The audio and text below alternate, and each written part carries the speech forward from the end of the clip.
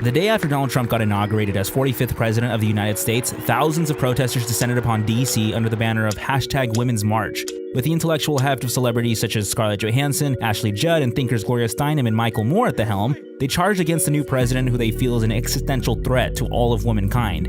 In an eerily cultish speech, Moore outlined a daily regimen to the protesters. Make it part of your daily routine. What are you going to do? Wake up, number one. Number two, brush your teeth. Number three, make the coffee. Number four, walk the dog. If you have a cat, just stare at it. Moving beyond what appears to be his mating call, he doesn't do a very good job of articulating the aims of this budding movement, emphasizing the need for rapid response teams from sea to shining sea in order to mitigate the Trump calamity and to support left-leaning groups. The ultimate goal is lost in translation. And the spiel culminates with his support of Keith Ellison for DNC chair, who, he reminds us, is the only Muslim in Congress. It seems a bit ironic when vocalized at what's called a women's march, for which the intended goal is peace and love, given Keith Ellison's more radical beliefs pertaining to Israel, perhaps the only bastion of gender equality in the region.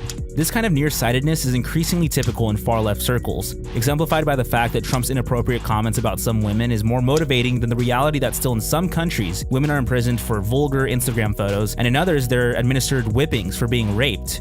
Ashley Judd, who apparently is famous, would seem to care more about not being viewed as nasty because of her menstrual cycle than the fact that female genital mutilation is still a thing in much of Africa. Ashley! My name is Ashley Judd. Ashley Judd is here. And I am a feminist. I am a nasty woman. I'm nasty.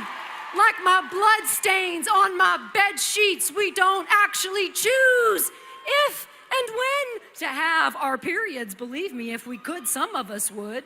In her impassioned and scathing rebuke of the president, she voices more than a few alternative facts, but notable is the rehashing of the same tired trope of women being paid some proportion less than men. If you look at the data, you see that this doesn't hold any water. The women, yes, do earn less than men. The mistake lies in attributing it to our wages are still cut with blades sharpened by testosterone. Judd points to Avenger Scarlett Johansson supposedly having earned less than half of what her co-stars did. Scarlett Johansson, why were the female actors paid less than half of what the male actors earned? Which was also unearthed as a falsehood by Variety, which showed her pay was level with that of Chris Hemsworth and Chris Evans.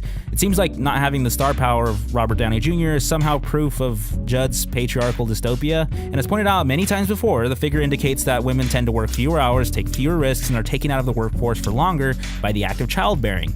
To take further government action is not only redundant, considering discrimination on the basis of gender is already illegal, it's counterproductive. Employers would be more reluctant to hire women considering the slightest action on the basis of merit could be construed as discriminatory and open them up to litigation. Economically, the entire notion is nonsensical in its face.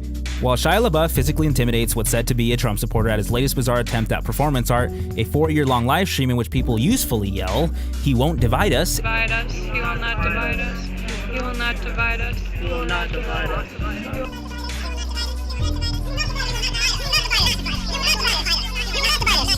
and Madonna contemplating bombing the White House, these same people try to convince Americans that it's President Trump who's acting to divide the country. Surely there comes a point that the celebrity class realizes their success at the box office isn't translating into political capital.